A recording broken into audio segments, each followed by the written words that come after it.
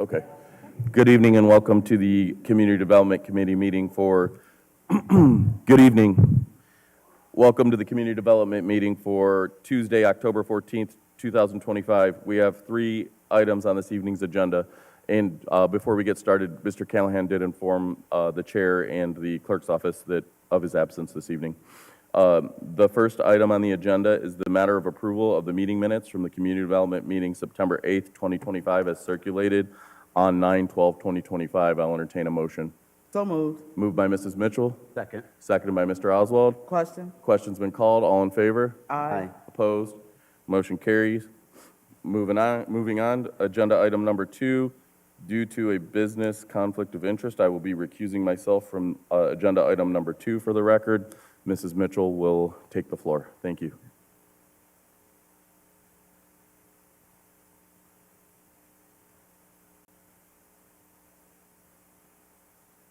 Good evening, everyone. Let the record show that Mr. Snyder has recused himself. The next agenda item is the matter of a request for a final plat for Juniper Ridge subdivision at West Ridge Road and Brunswick Road. It was approved by the Planning Commission on October 14th, 2025. Mr. Schoenig. Thank you, Madam Chair. Through you, recommendation of approval per Planning Commission as of today for the final plat for the Juniper Ridge subdivision. Comments were received from the city engineer. Any sort of typos and issues were corrected by the engineer and surveyor, and comments were provided by the fire marshal as well. As indicated, the Planning Commission did approve the final plat. Thank you. Thank you. Are there any questions for Mr. Schoenig? Seeing none, I'll read the committee report. We have considered the matter of accepting the final plat for Juniper Ridge subdivision, and this is an ordinance authorizing the approval of said final plat. The plat was approved by Planning Commission on October 14th, 2025, with no conditions. Can I get a motion, please? So moved. Second? Andrew, you can second. All right, I'll second it. Thank you. It was moved by Mr. Oswald and second by Mr. Lippian. Question. I didn't hear you. Any discussion? But I didn't, you said something, I didn't hear you. No, someone else. I say question. Oh, you said question. All those in favor say aye. Aye. Opposed? Motion carried.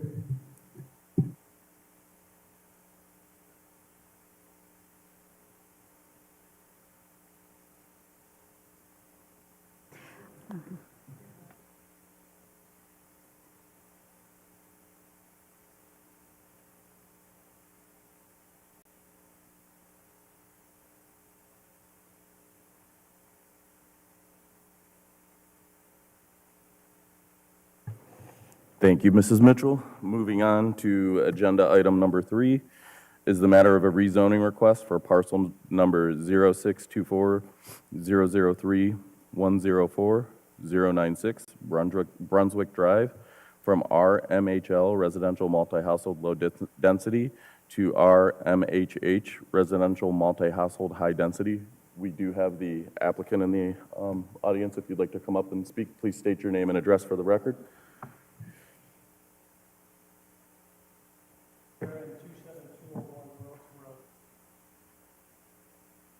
Sorry, we have to redo it for the record. Rich Barron, 27201 Royalton Road, Columbia Station, Ohio. Yeah, we're asking for 1/2, which would be the western part of that parcel to be rezoned from RMHL to RMHH. The balance of the site is already zoned RMHH. The site total is 9.6 acres. We are proposing to build 23 buildings with 4 units in each building. Each unit will have its own entrance door, and all buildings are single story. The sanitary sewer for the site is on Brunswick Drive. The water is available both on Brunswick and on West Ridge. The site plan calls for, and I know it's down the road with engineering, but we will have our own on-site water detention. There's a lot of information in the packets we got from the planner with regards to the unit setbacks, dumpsters, height of buildings, the majority of which were all approved. We do have 4 items that will require a variance.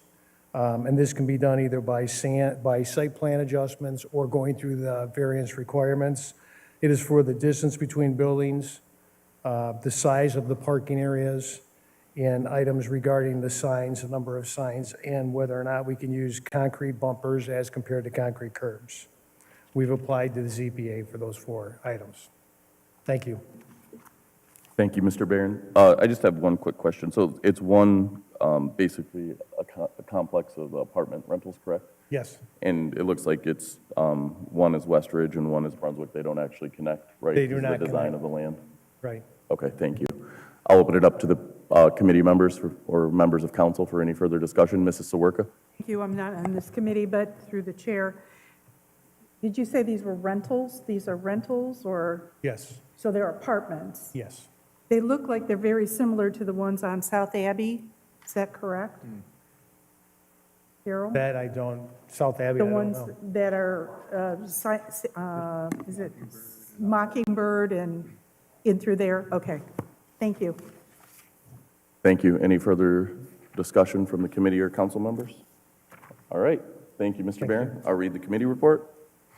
We've considered the matter of a request for rezoning of one parcel at 8899 West Ridge Road from residential multi-household low-density RMHL and residential multi-household high-density RMHH to residential multi-household high-density RMHH.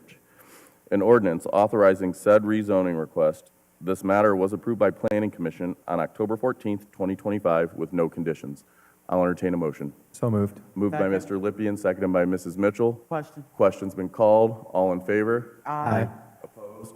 Motion carries. And there are no further items to come before the agenda. I will entertain a motion to adjourn. So moved. Second. Motion's been moved and properly seconded. Question? Question? Question's been called. All in favor? Aye. Aye. Meeting adjourned. Thank you. Hey, we're in sync.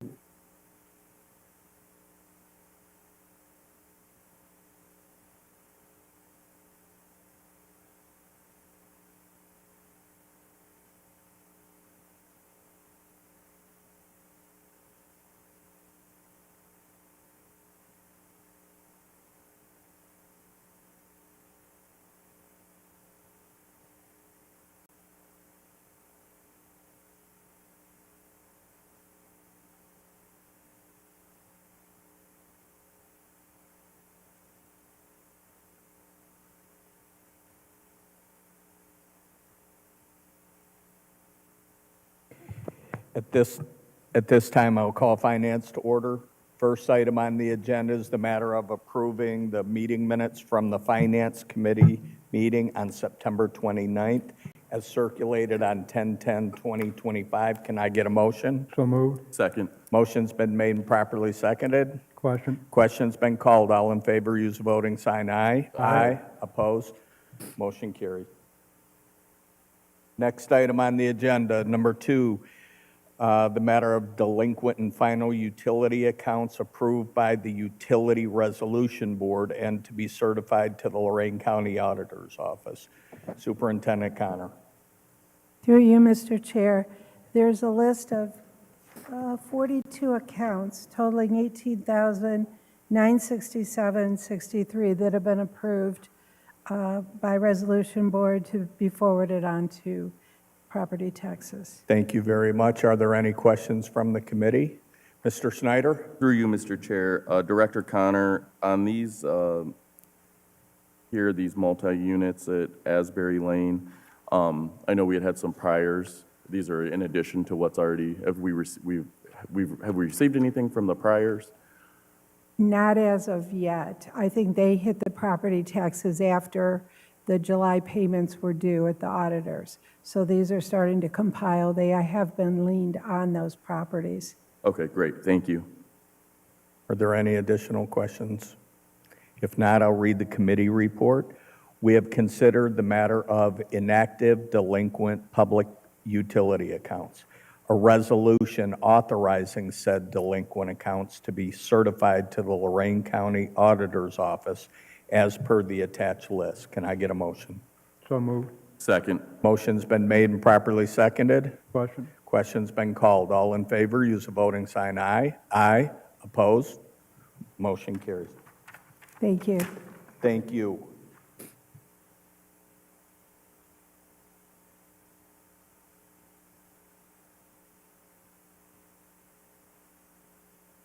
Next item on the agenda is number 3, the matter of collection of demolition costs for 130 Cedar Street.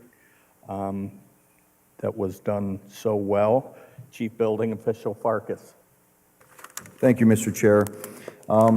As the committee is aware, we've had this house demoed. There were some expenses in regards to the minor asbestos evaluation and the home demolition itself of the tune of $169,000 and 61. The ownership had reached out, said they were going to make payments. I've tried to return his phone call twice. Voicemail was full. As of yet, to my knowledge, I don't think it's happened. Are there questions from the committee for Mr. Farkas? Mrs. Sawarka. Thank you, through the chair. I assume we send this certified? Do we send this notice certified? Or does the county?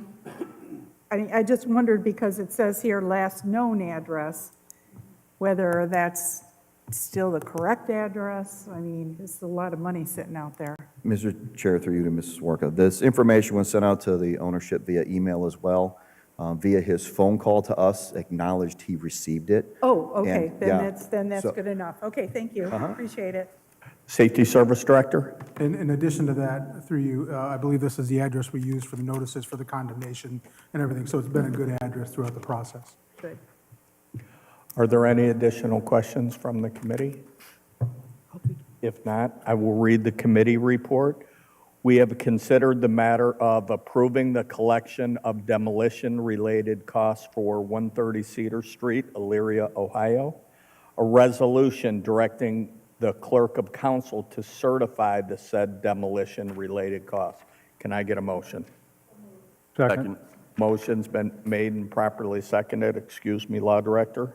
Through you, Mr. Chair. And just as a note, this procedure is to attach to the tax duplicate a lien on the actual property where the house once stood.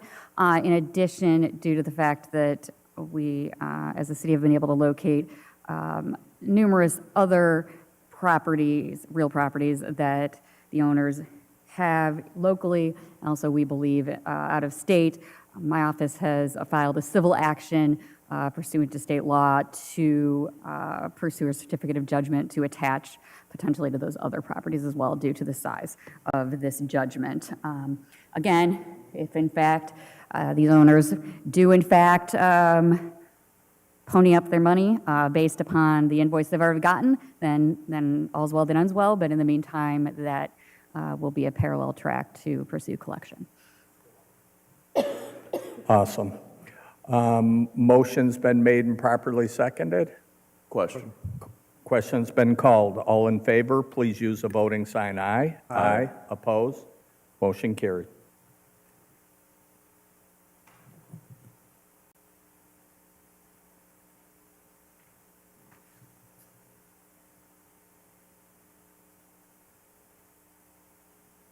Next item on the agenda, number 4, the matter of Elyria Fire Department property breathing cylinders unfit for use and to be taken out of service and disposed of by the best means possible. Safety Service Director, can you address this? Yes, thank you. There's a number of cylinders that previously were used as part of their breathing apparatus that are either obsolete or no longer work with the system we have. I want to say there's 9 of them. The estimated value is about $200 a piece, so we'd either put them on gov deals, or there is a local, I think, township fire department that could use them. They still have them. And they still have some useful life, so they still use them, so we might donate them. We'll have to explore that once this is completed. Thank you. We replace these. Are these the ones that we replaced a few years ago? It may have been pre-you. Through you, yes. I believe that's correct, and that's why these are obsolete. So, I mean, we upgraded ours, and so they still have useful life. They're not, they've not been expended completely, so there's still some use in them. So we're just trying to recoup what we can or put them back into productive use, quite frankly, to stop storing them if nothing else. Thank you. I gotcha. Okay. It was, and please, this is FYI only. Chief Pernesti at the time talked about how when you fill and discharge cylinders so many times, they stretch, they actually expand, and they're not useful after a certain amount of time after that being done, which I never knew. I found it interesting. But okay, are there any questions for the Safety Service Director regarding this? If not, I will read the committee report. We have considered the matter of finding the city has equipment from the fire department, 9 self-contained breathing apparatus cylinders, and to be removed from service and disposed of by the best means possible. A resolution declaring the said equipment as unfit for city use. An ordinance authorizing the said equipment to be disposed of by the best means possible in accordance with the law. Can I get a motion, please? So moved. Motion's been made and properly seconded. Question? Question's been called. All in favor, use the voting sign aye. Aye. Opposed? Motion carried.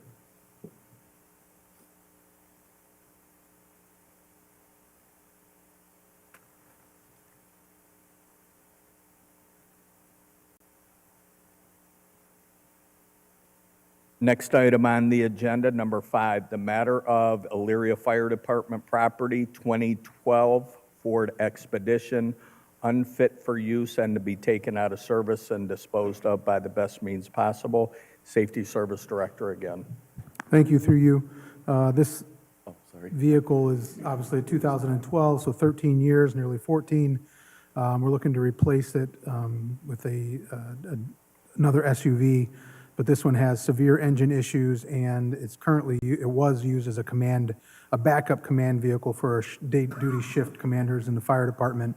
So I don't believe it's reliable any longer, just due to the years and age, and it's been taken out of service. So we're looking to replace it, but also to move on from this one through gov deals or some other means. Thank you. Are there any questions from the committee? If not, I'll read the committee report. We have considered the matter of finding the city has equipment from the fire department, 2012 Ford Expedition, to be removed from service and disposed of by the best means possible. A resolution declaring the said vehicle as unfit for city use. An ordinance authorizing the said vehicle to be disposed of by the best means possible in accordance with the law. Can I get a motion? So moved. Second. Motion's been made and properly seconded. Question. Question's been called. All in favor, please use the voting sign aye. Aye. Opposed? Motion carries.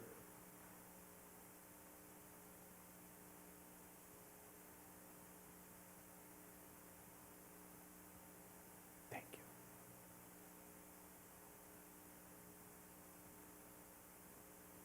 Next item on the agenda, the matter of authorizing the purchase of aeration diffusers for the wastewater, the WWPC consent decree aeration basin project. Mr. Stewart. This was passed by the Utilities Committee on 10/8. Mr. Stewart. Good evening, Chair, through you. Yes, this is simply just to purchase the aeration diffusers, pre-purchase them for the consent decree project for the aeration basin upgrade. The reason we're looking to pre-purchase these is the long lead time. Once a purchase order be cut, it's about 26 weeks after design. So if we were to do it now, we'd roughly get them in April. And the project needs a completion date of December 31st, 2026. So we're just trying to speed that process up. Are there questions for Mr. Stewart? Mrs. Sawerka. Thank you, through the chair. Where do these come from, Shane? Do you know where they're manufactured? Are they coming from overseas, or? Through you, yes, the product that we've looked at is from Germany. From Germany? Germany? Yes. Thank you. Anyone else from the committee or outside the committee? If not, I will read the committee report. We have considered the matter consider the matter of authorizing the purchase of aeration diffusers for the WWPC consent decree aeration basin project.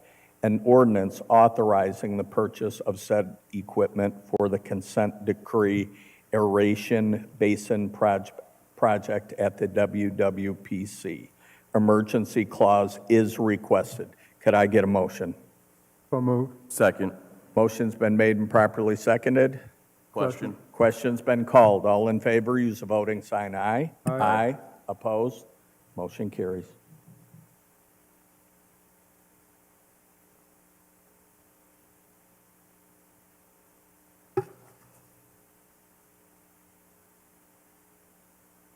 Next item on the agenda, number 7, the matter of entering into an agreement with ODOT for the Oberlin-Elyria Road Diet.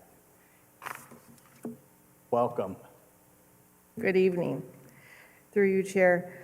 We are requesting authorization for the mayor to enter into an LPA agreement with ODOT for the Oberlin-Elyria Road Diet project. We are using NOACA funds for this project. NOACA is providing $966,994. There is a match that the city is participating in this project. The city's cost will be $241,686 to be paid out of the Muni Motor Vehicle Fund. This project does involve the, reducing the 4 lanes to 3 lanes, basically a road diet similar to what took place on Cleveland Street. We will be installing bike lanes on this section of road between Middle Avenue and southwest to the Corporation line. And improvements will be also performed at West Avenue and Oberlin-Elyria, which will include removing the traffic signal, realigning the north leg at that intersection, adding pedestrian crosswalks, and installing a 2-way stop at that intersection. Unfortunately, that intersection did not warrant a traffic signal, so as part of this project, utilizing federal funds, we do need to follow their guidelines, so we are, again, removing that traffic signal. Thank you. 2 things real quick. This was, and I apologize, this was passed by utilities on 10/8. And Director Pileski, are you good with how the payments are set up for this? Through you, Mr. Chair, yes. So the Muni Motor Vehicle Tax Fund is the fund that we account for license plate fees, and we typically have been using that for matches on grant road projects. So thank you. Yeah. Mr. Schneider. Thank you, Mr. Chair, through you to Engineer McKillips. I'm glad to see the improvements to the intersection here. It's always been a little chaotic there. And I don't think we really, now that the school isn't really using the stadium entrance there, the light probably is probably not as needed. So good luck with all of that. And then my other question is on the referral sheet, it says improvements to the State Route 57 intersection. Is that on this topic? Because it only says Oberlin-Elyria Road. No, there's no work as part of this project that pertains to State Route 57. Okay, so just disregard that section on the referral sheet. All right, thank you. Thank you for that clarity. I didn't get that either. Mrs. Sawerka. Thank you, through the chair. Engineer McKillips, could you just re-explain, so the traffic signal that controls South Maple and the driveway to the private apartments back to the stadium is going to be removed? Yes. So when you come out of South Maple, how are you going to make a left-hand turn onto Oberlin Road? There will be a stop sign there. And going southbound on West Avenue to go straight or turn right, let's see, you can only turn right. Well, I suppose you could go straight if you're going, or you're making a left. That will be signaled or That'll not also be signaled? a stop movement. But remember, we're going from 4 lanes down to 3 lanes. Right. So the actual, you'll only have to look at traffic. 2 lanes on Middle, 2 lanes, West Avenue still has 3 lanes though, right? Or 4? There are, that's the leg that will get improvements through this project as well. That, the leg on West Ave. Was the re- Alignment. So coming, I'm sorry. I'm so- sorry. I'm sorry, I'm just trying to understand. So going from 18th Street on West Avenue, Yes, southbound, there's 3 lanes? Those are going to stay. That's not going to change. And you can turn right to go to Oberlin Road. You can turn left to go to South Maple. And you can illegally probably make a U-turn to go down Middle Avenue if you came around that corner. But nobody does that, I don't think.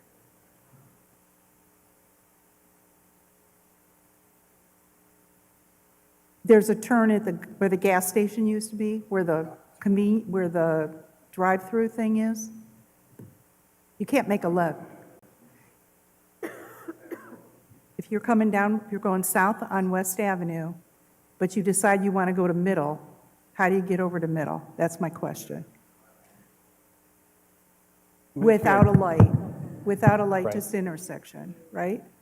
If you, Without a light? if you would direct the questions to the engineer, please. If you would be turning, if you were going southbound on West Avenue, and you decided you wanted to go to Middle, you would make a left-hand turn by a stop sign. yes. And all the traffic coming northbound from Oberlin Road is all going to stop as well? That will just be, isn't that 4 lanes? On Oberlin, Elyria, that'll become 3 lanes. It'll have All of that will become 3 lanes? It'll All the way have- to the railroad tracks? Yes. Thank you. Was this, the removal of the light, mandated because of the NOACA grant? Yes, because we're Okay. using federal funds. It's Thank you. with Mr. Stewart? not underneath that. Mrs. Mitchell, did you have your hand? Oh, I'm sorry. Through you, Mr. Mr. President, Snyder. thank you. Just curious, was there not enough traffic, or was this just not a good design to do some sort of a roundabout there? I feel like there's a lot of space in the middle where it could have, or do we just not have the grant funding for it? I'd have to look into that more further. I'd have to talk to Engineer Schneider about that. I'm not sure if he looked into that. Chances are we would have to actually take more property to do a roundabout at that location, but don't quote me, I'm not for I was just sure. thinking with all of the angles of the, I don't know, the way the intersections are just bizarre over there. Thank you. Are there any additional questions? If not, I'll read the committee report. We are entering into an agreement with ODOT for completion of a road diet on Oberlin-Elyria Road. An ordinance authorizing the mayor to enter into the said agreement with ODOT. This is an 80% NOACA, 20% city split. Emergency clause is requested. Can I get a motion, please? So move. Second. Motion's been made and properly seconded. Question? Question's been called. All in favor, use the voting sign aye. Aye. Opposed? Motion carries.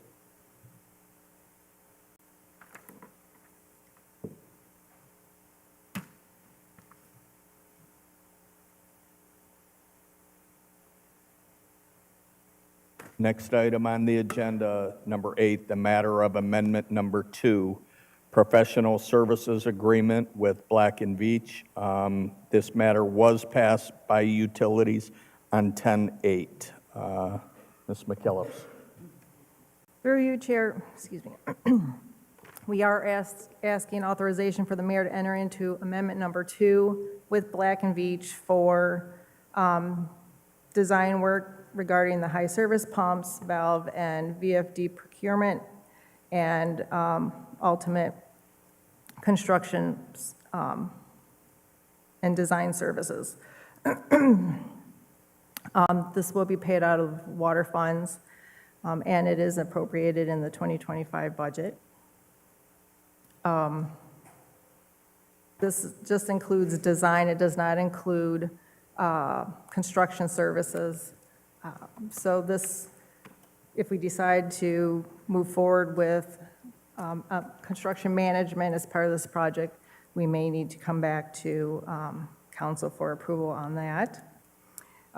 We are requesting that this be passed as an emergency.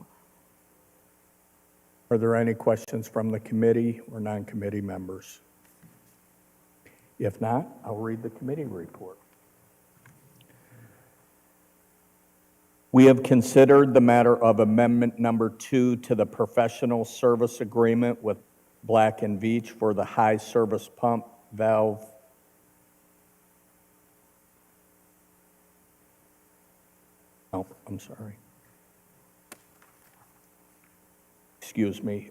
for high service pump, valve, VFD procurement and design services for the water treatment plant improvements. Original contract authorized 2023-146. An ordinance authorizing amendment number 2 to the said professional service agreement. Increased scope by $408,000. Emergency clause is requested. Can I get a motion, please? So moved. Second. Motion's been made and properly seconded. Question? Question's been called. All in favor, use the voting sign aye. Aye. Opposed? Motion carried.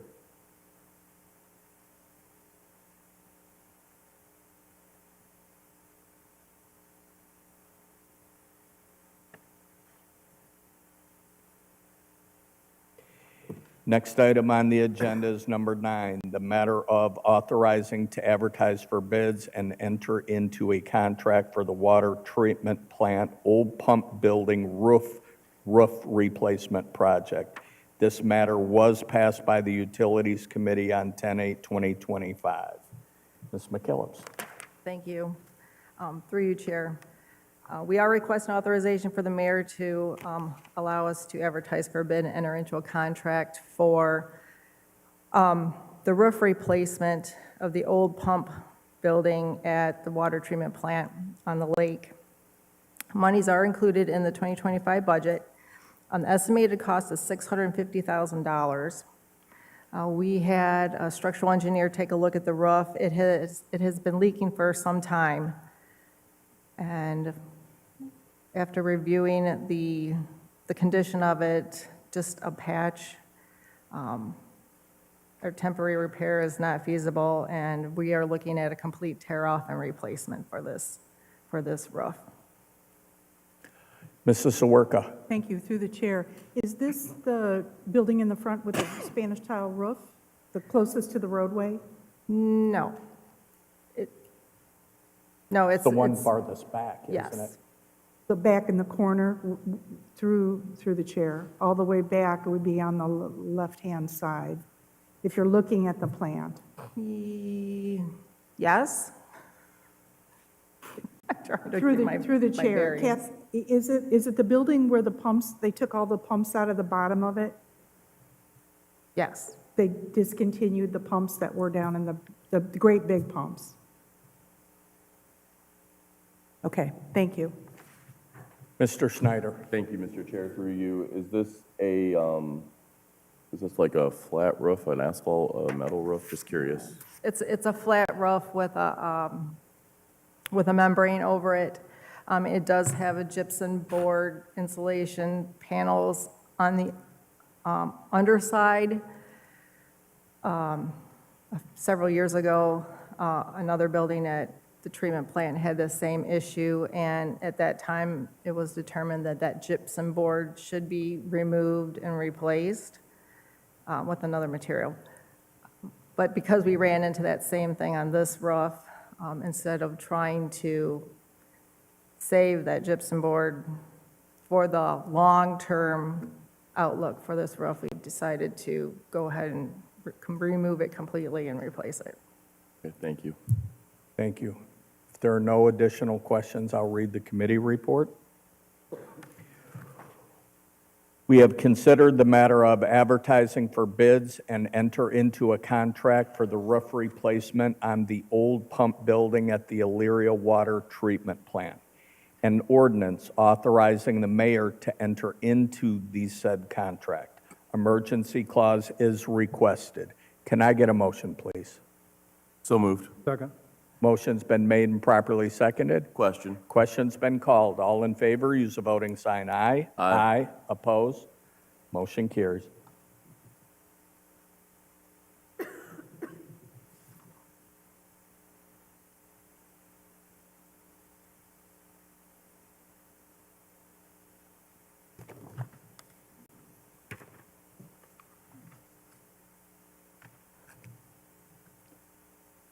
Next item on the agenda is number 10, the matter of entering into a local public agency agreement with ODOT for the Safe Routes to School project.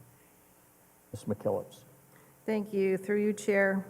This item and the next item both pertain to the Safe Routes to School project. This first item, number 10, is requesting authorization for the mayor to enter into a LPA agreement with ODOT for this project. The total project cost is estimated at $470,000. It is a 100% grant, so the city at this point has no cost share into it, as long as we stay within the project budget. We are requesting emergency passage on this in order to meet ODOT's timeline that has been set for this project. Overall, this project involves performing sidewalk work around Eastern Heights School and Hamilton School. We're looking at adding speed radar signs at Northwood, Eastern Heights, and Hamilton. New ladder, enhanced crosswalks, so just new painted crosswalks around all three schools. And we're relocating one crosswalk on Hilliard near Northwood. Currently, the crosswalk is right at the intersection of Rosalie and Hilliard. We're going to be moving it about 30, 35 feet to the east, narrow the length that someone would need to walk across the road, makes it a little bit safer, plus gets it away from the intersection for visibility for larger vehicles, buses. Sorry. And we will be putting the flashing, rectangular rapid flashing beacons at that crosswalk as well. That's a great idea about Hilliard moving that, because it's almost a blind area right now. Yes. I'm sorry. Mr. Snyder. Thank you, Mr. Chair, through you. Engineer McKillips, have you ever looked into potentially doing a crosswalk a little further north of the intersection of Ohio Street for Ely? Because they're dismissing now on that. The building is shifted up when they rebuilt, but they are dismissing on that Gulf Road side now, and I notice a lot of pedestrians come from the north down Gulf, and sometimes jaywalker, they'll have to go all the way down to the corner of Ohio and then come back up. Oh, no, we haven't, that I'm aware of. That may be something you may want to look into. We can definitely do that. Thank you. Mrs. Sawerka. Thank you, through the chair. Will the road diet that you're working on for Oberlin Road, Middle Avenue, is that going to affect anything at Hamilton? It's farther down. I realize Hamilton is way up. No, That won't have any effect on what you're doing at Hamilton? correct. Okay, thank you. Mr. Lippian. Thank you, Mr. Tolet, through you. Question on the sidewalks. In the map I saw, it highlighted Garford, Colgate, Cambridge, down Prospect, and some of the perpendicular streets. Do we have a more detailed map as we communicate this to the residents that shows which side of those streets the sidewalks are due to get repaired? Because if I remember right, in not every case, it's both sides of the street, but unless that's changed. I do not have anything specific at this moment. I'm still finalizing the plans for that. But right now, I know on Garford, we are looking at, actually, the sidewalks on Garford aren't too bad. We will be doing quite a bit of work at the intersections of Garford and the side streets, cleaning up the curb ramps, where a curb ramp is on one side of the street and there's nothing on the other side of the street for someone to actually walk across to. So we'll be cleaning that up on the Prospect side. There's an area where there's no existing sidewalk, so we will be adding sidewalk. And then those side streets that you brought up, quite a few of those have some serious issues with sidewalks, and we hope to get most of that taken care of. The bottom line is trying to stay within this budget of the $435,000 for actual construction. So we were going to try to get as much done as we possibly can. Mr. Lippian? Thank you, Mr. Chair, through you. So is this going to deviate a little bit from the original plan that we got approved through ODOT in order to stay within budgetary constraints? Is that what I'm hearing? There might be some deviations? Very little.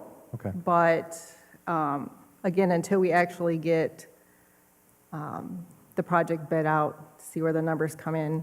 I mean, right now, we're looking at prices higher than we would want on some of our projects that we're currently working on, construction-wise, right now.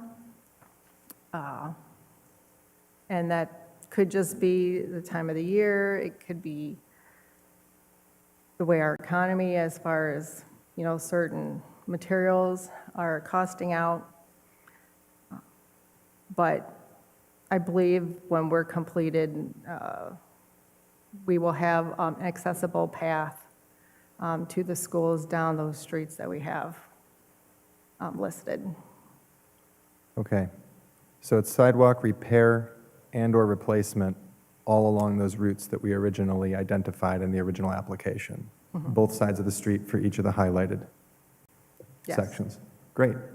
All right. Well, hopefully we can get as much done as possible. Thanks for working on this. Thanks for getting ahead of it. It's been 3 years from soup to nuts, and I'm excited to see the bids go out and see the work get done. Thanks, engineer, for all your hard work on this and for carrying your experience from Vermillion here. Mr. Armstrong? Through you, Mr. Chair. You good? Yep. Can you give me a little bit more explanation, Ms. McKillips, on the work that'll be being done around Hamilton? I'm not familiar with the original plans, being that I wasn't around then, so I'm just trying to get more understanding of, like, which side of Hamilton. Is it going to be just middle? Is it going to be middle and west, just West Ave? What are we going to be doing? We'll be looking at Middle Ave and West Ave. Middle Ave, it is just the east side, or I'm sorry, west side. West Ave, it is just the west side. I'm sorry, east side. I'm getting my east-west confused here. The east side, from 16th Street north to, Both Street. let me see, north to, at the time we applied for this grant, high schools were not included, were not permitted to be included as part of the program. So we stop at, looks like 11th. Oh, okay. And then we will be doing the ladder crosswalks and all those side streets along that area between 16th and, I think that's 11th. So we're going to, 12. I'm sorry, through you, Chair. So we're going to redo 1, 2, 3 beacon flashlights in that area? No, those the flashing beacons, they're still functional. Those are going to remain. Okay, We will be adding the radar speed signs to the existing school zone gotcha. flashing lights. That's needed. Thank you. Any additional questions? Mrs. Soroka? Thank you. Through the chair, as a follow-up to Mr. Armstrong's question, so if children are going on the West Avenue side, West 12th Street, they would continue on the West Avenue side and only cross at the crosswalk that's flashing at 13th? In between. Yes. Because that would be, okay, thank you. Any additional questions?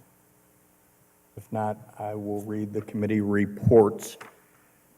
For number 10, we have considered the matter of a local public agency LPA agreement for the Safe Routes to School project, an ordinance authorizing the mayor to enter into the said agreement with ODOT for the Safe Routes to School project. Can I get a motion, please?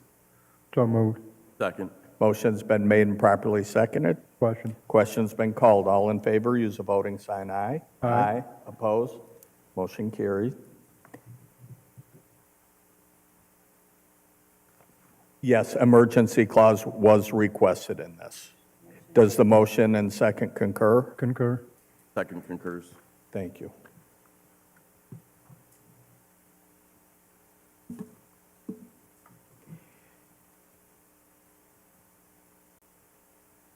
Yes. Yes. I will read agenda item number 11. We have considered the matter of a contract for the Safe Routes to School project, an ordinance authorizing the mayor to advertise for bids and award a contract for the Safe Routes to School project, which will be funded with 100% NOACA TLCI funding. Emergency clause is requested. Could I get a motion, please? So moved. Second.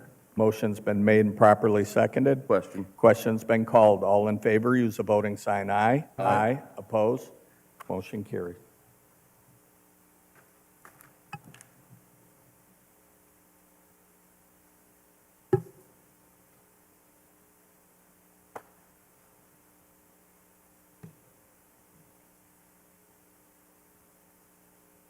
Next item on the agenda, number 12, the matter of the WWPC Wet Weather Program, Amendment Number 12 for Professional Service Agreement with AECom Technical Services for calendar year 2025-2026. Ms. McKellips. Thank you, through you, Chair. We are requesting authorization to enter into our 12th amendment with AECom. AECom is our wet weather program manager for our consent decree program. In January of 2023, we did receive a executed consent decree outlining what's required by the DOJ, EPAs, for us to continue operating our collection system and our treatment plant here in Elyria. We are requesting an additional $995,000 for this coming year. And currently, AECom is participating in quite a few projects that are being worked on. One right now that we're working on is the aeration project that Mr. Stewart had brought up earlier in the meeting. There are also significant support piece for our downspout inventory and dye testing that we're carrying on in Eastern Heights right now. And that work is required through our consent decree and is also a key component on the final design of the East Side Relief Sewer that's going to be extending into that neighborhood here in the next few years. So we do have AECom doing quite a bit of work for us. We want to keep them working as our partner with our consent decree and our wet weather program in order to remain compliant with the DOJ and the EPAs. Are there any questions for Ms. McKillips? Mr. Snyder? Through you, Mr. Chair, to Director Pileski, obviously, this is a lot of money, but we're good. I just want to hear financially, like, a little more info on it. Thank you. Through you, Mr. Chair, so that comes out of the wastewater pollution control fund and is built into the rate study, so we should be fine with this. Any additional questions from the committee? If not, I will read the committee report. We have considered the matter of amendment number 12 with ACOM Technical Services, Inc., an ordinance authorizing the mayor to enter into amendment number 12 to the agreement with ACOM Technical Services, Inc. for the wet weather program for 2025-2026. Emergency clause is requested to continue the progress with the program. Can I get a motion, please? So moved. Second. Motion's been made and properly seconded. Question. Question's been called. All in favor, use the voting sign aye. Aye. Opposed? Motion carried.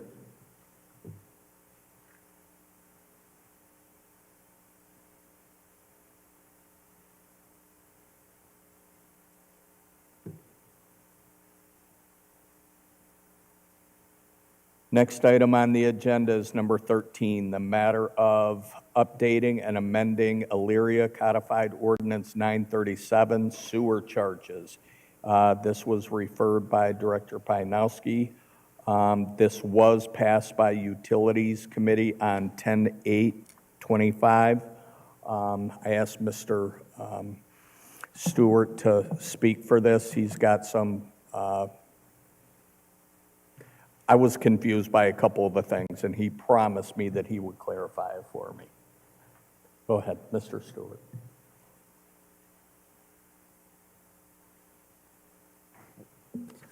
Thank you again, through you. A lot of these were just small language revisions, more modern, gender neutralized updates. Other than that, there were 7 changes that were made.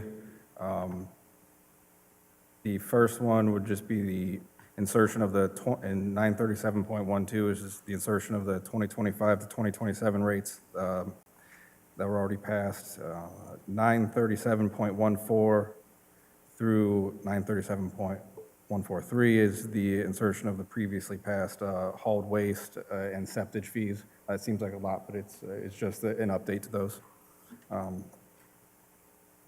937.15 is just clarified appeal procedure for making sure it goes to the relevant board or committee for any surcharges. 937.17, it reduces the lien certification period for unpaid sewer charges from 90 days to 60 days. And this just follows with the water rates that were passed, legislation that was passed, I believe, last council meeting. It mimics that now so that they're the same. And the same for the last is 937.20. It ends the alternative billing after 2024 to reflect the water rules as well. It's understood. Mostly a copy and paste. And then the 937.09, we did increase the industrial monitoring fee from 25 cents to 50 cents per 100 cubic feet. This rate hasn't been updated since 1992. Which a lot of the... 92? 1992, correct. A lot of the fees that we have are for our laboratory services, personnel, and so that's increased significantly. We feel that we could have possibly went even higher, but I think that it's a large increase, and that's something that we want to look at in the meantime, and that's something we're going to review annually as well. Thank you. Safety Service Director, did you want to comment on this at all as well? Thank you, through you. Not really. I mean, Shane covered it well. This was kind of just an overdue update to some language. I didn't think there was too much substantive. There was updating some fees related to the increase in costs for providing the services, but by and large, it's a pretty simple, just kind of cleanup. Thank you. Mrs. Sawerka. Thank you, through the chair. Have we had meetings with the industrial users to let them know that these are changing? Do they have an idea of how this will affect their budgets or their charges? No, since this wasn't being passed as an emergency, that is something that Shane Derrick was going to reach out to after the fact and let them know that this will be happening to the, it's a small amount for a lot of the industrial users. There are a few of the larger ones. BASF would be probably the largest user in the fee, so that is something that we will have to reach out to them for. And Mr. Derricott's the pretreatment supervisor. He's in he's in contact with them regularly. So if this passes, we'll be reaching out to them. Through the chair. So I think it would be a good idea to probably have some personal communication with some of the bigger users that these rates are going to affect so that they're aware of it. Thank you. Mr. Snyder, question? Oh, I'm sorry. Okay, if there's no further questions, I will read the committee report. And thank you for clarifying that. I was thinking about it differently. We have considered the matter of updating and amending Elyria Codified Ordinance, Chapter 937, sewer charges, an ordinance authorizing to amend changes to Chapter 937 of the Elyria Codified Ordinances. Can I get a motion, please? So moved. Motion's been made and properly seconded. Question? Question's been called. All in favor, use voting sign aye. Aye. Opposed? Motion carried.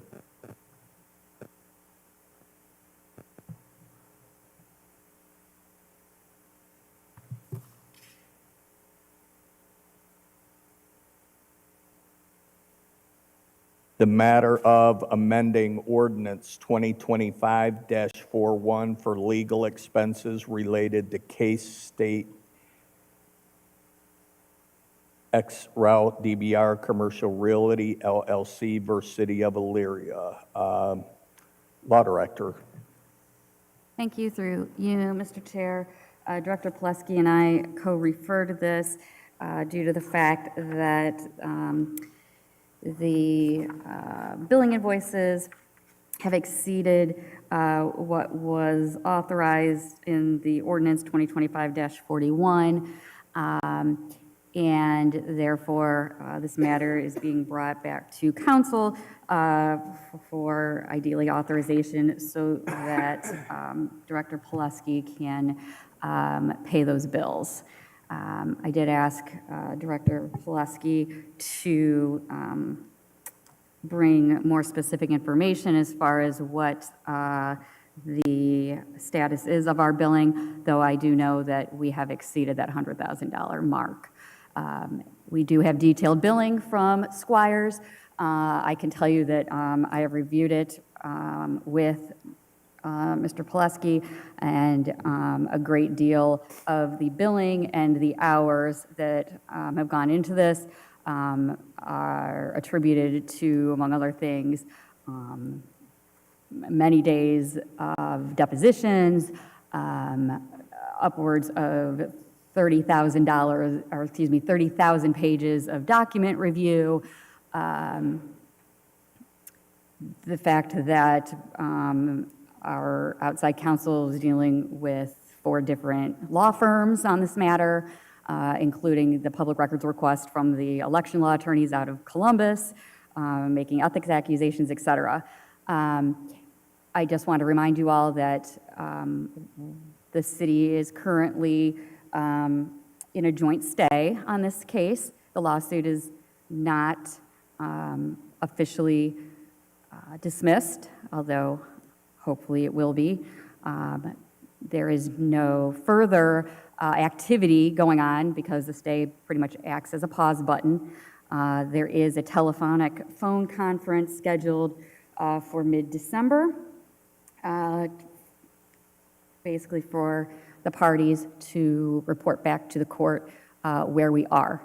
But bottom line is our attorneys have provided us services, and just like any other bill, we do need to pay for it. So that is why this is back before you all this evening. Director Pileski, did you have anything to add or no? Through you, Mr. Chair. So I took a look at what we've been billed this year so far on this case, and it's up to $256,963.32.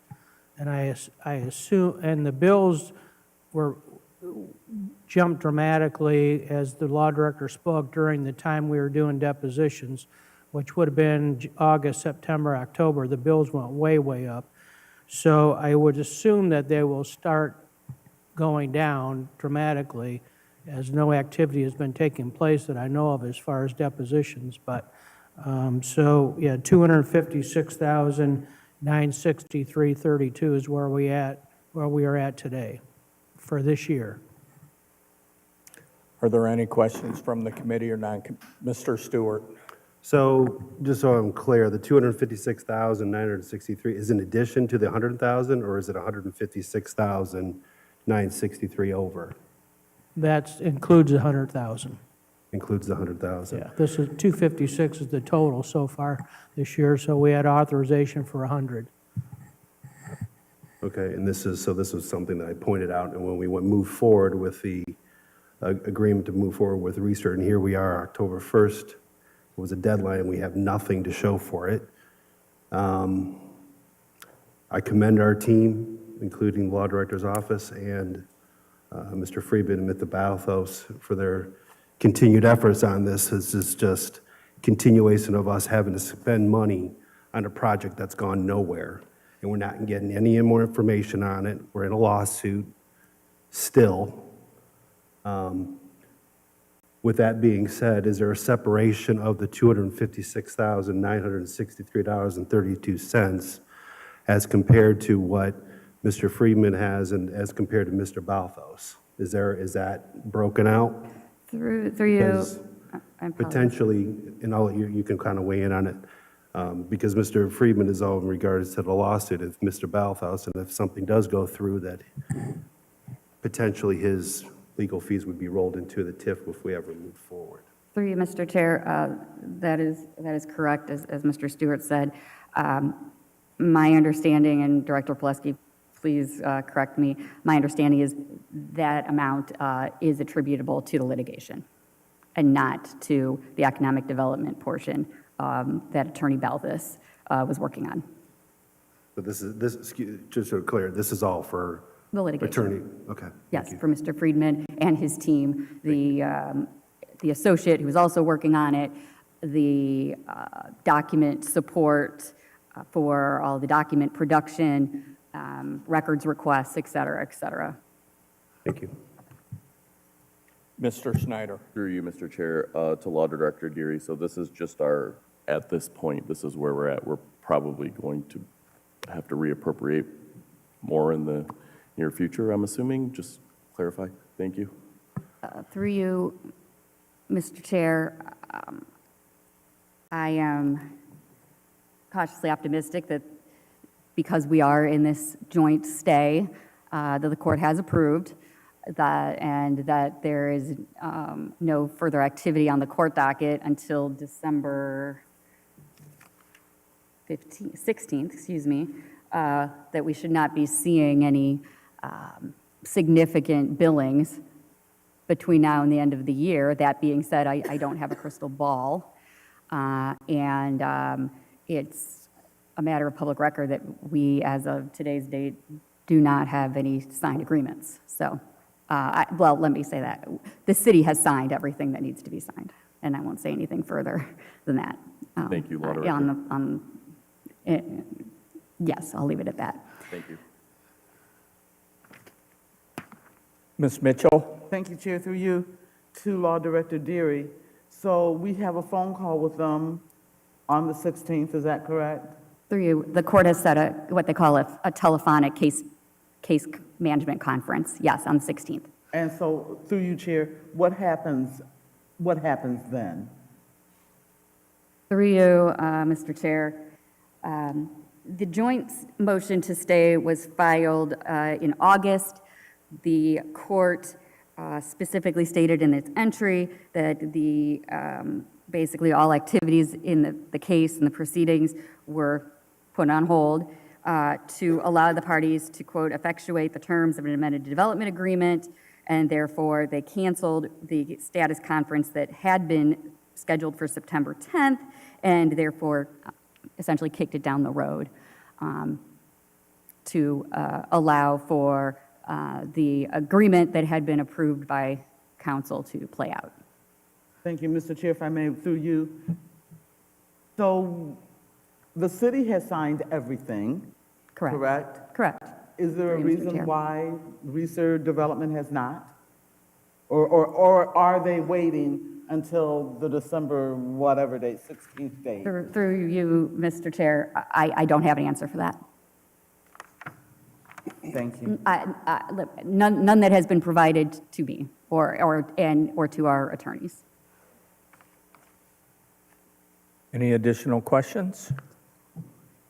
If not, I'll read the committee report. We have considered the matter of amending ordinance number 2025-41 to allow the finance director to pay legal expenses related to Common Pleas case State XREL DBR Commercial Realty LLC versus City of Elyria, number 25 CV 215128 through calendar year 2025. An ordinance authorizing to amend the said ordinance. Can I get a motion, please? If I may. I'm sorry. Sorry. Through you, Mr. Chair, I would ask that the not to exceed be increased to $300,000 based upon the amount that Director Pileski just mentioned, and I am optimistic cautiously that we do not reach that amount. Thank you. Should this be an emergency as well? Okay. Again, this is changed to not to exceed 300,000. Can I get a motion, please? So moved. Motion's been made and properly seconded.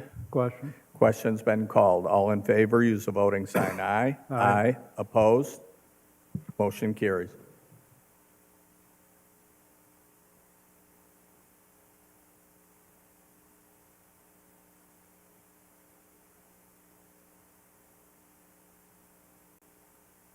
Next item on the agenda, number 15, the matter of amending ordinance 2003-164 to authorize an amendment of a revenue sharing agreement with Midview Local School District.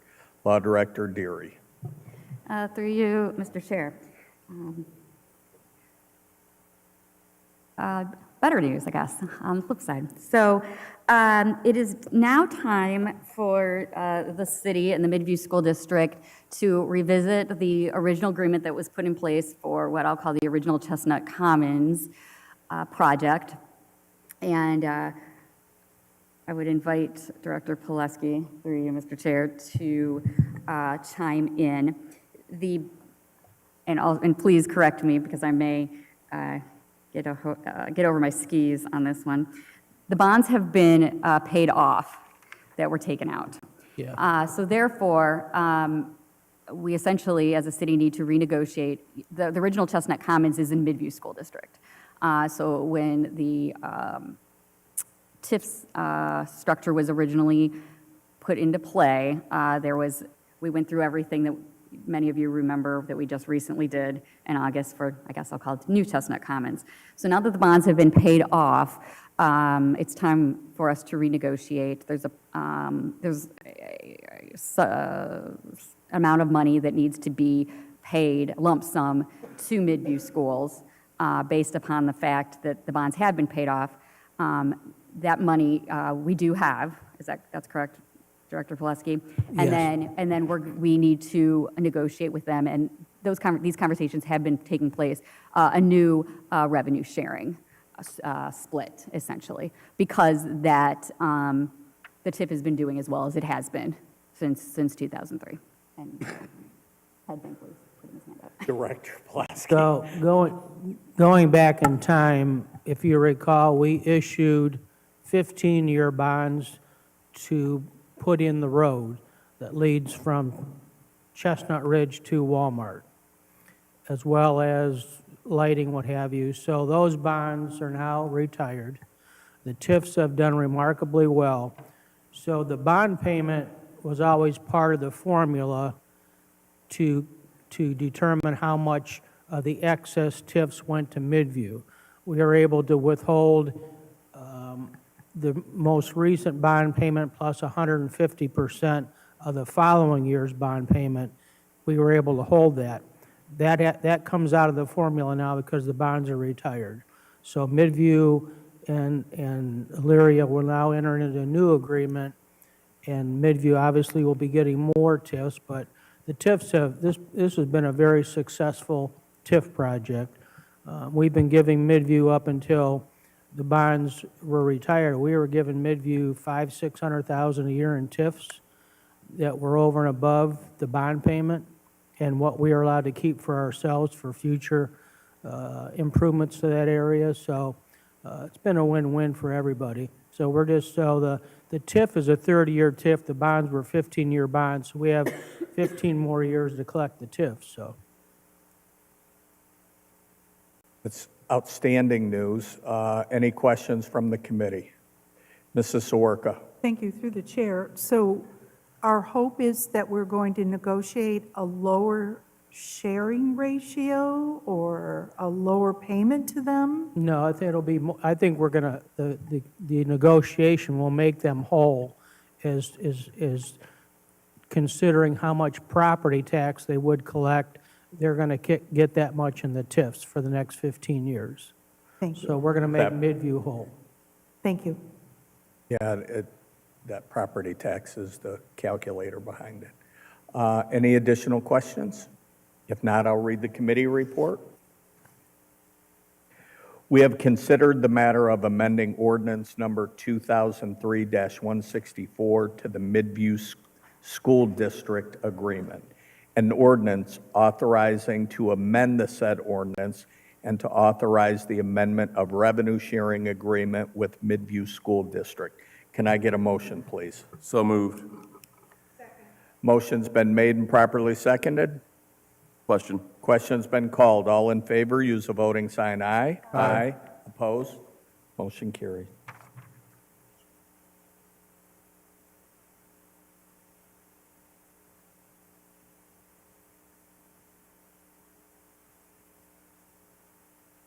Next item on the agenda is number 16, the matter of the City of Elyria 2025 Employee Compensation Plan Study. Director Youssef.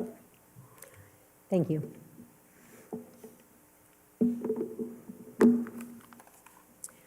Good evening, through you. Good evening, everyone. We had completed the Gallagher study, got the final report, and forwarded it out to you guys. I'm sure everybody read it and understood everything that was said in it. So I wanted to go over just a few things. I'm not going to go through the study methodology. If anyone wants to get into that granular detail, I'd be happy to sit down with you on that. Just the highlights. In our current structure, it was found to have some limitations, and those limitations included how we modified each year based on a number that was not market-based, how we would, there was too many grades. We had 37 grades, and many of them were not even used. There was a step progression that was very rigid, meaning you could, you moved from one step to one step to one step, and it was very timed out and how that would go.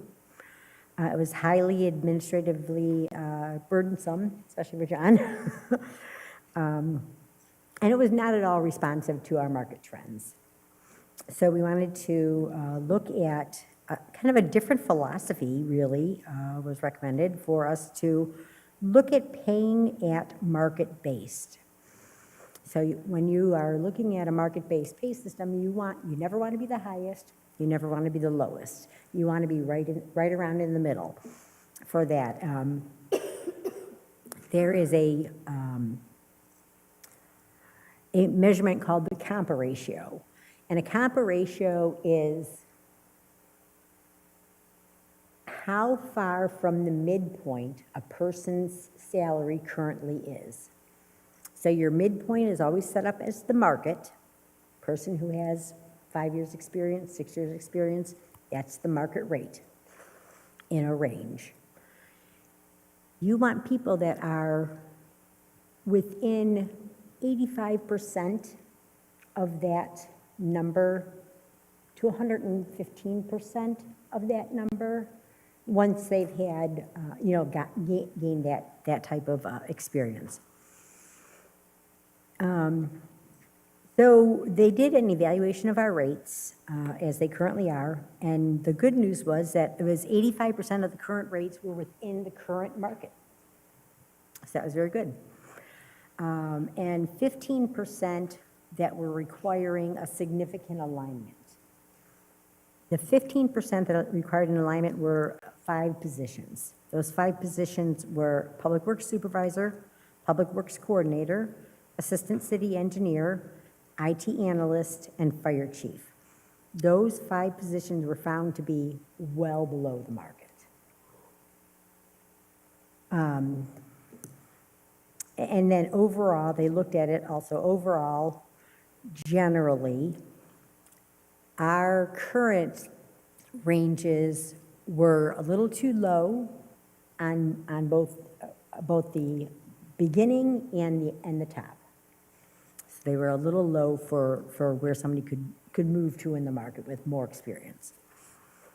So they proposed a new structure for us, and the new structure, you can see on page 18 of the report, it's moving from 37 grades to 16 grades.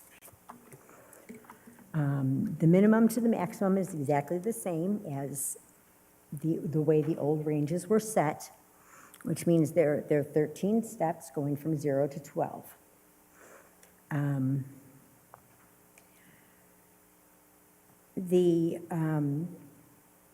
The range between the top number and the bottom number is a 40% spread, which is where you want to be.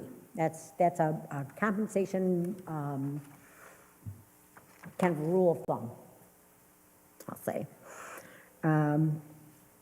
The midpoint, as I said, is step 6, and that's the median in the market. That's where you want your experienced people to be, 5 years, between that 85% and 115% of the market rate.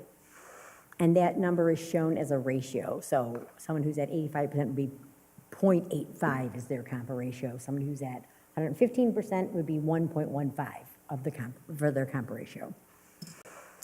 The chart on page 19 of the report will show you how those positions have been slotted.